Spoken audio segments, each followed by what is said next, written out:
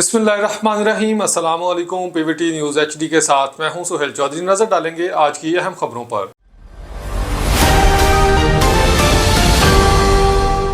कराची में water tanker ने एक और मोटरसाइकिल सवार को कुचल डाला। कराची से रिपोर्ट कर रहे हैं फ़खर अब्बास गाजी। कराची नॉर्थ कराची के करीब टैंकर ने मोटरसाइकिल सवार को कुचल डाला। मुतवफ़्फ़ी की फौरी शनाख्त नहीं हो सकी।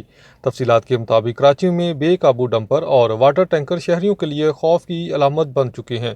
ट्रैफिक कवानीन की खिलाफ वर्जी करते हैं। ये व्हीकल्स सड़कों पर खुले आम दिन दनाते फिरते हैं, जिसके सबब शहरियों की जानें मुसलसल खतरे में रहती हैं।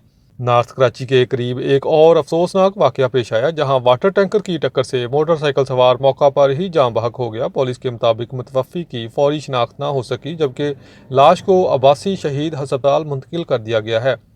वाक़े के बाद मुश्तिल हजूम ने वाटर टैंकर को आग लगाने की कोशिश की, ताहम पुलिस बर वक्त पहुँच कर सूरत हाल को काबू में ले आई। टैंकर को तहवील में ले लिया गया है, जबकि ड्राइवर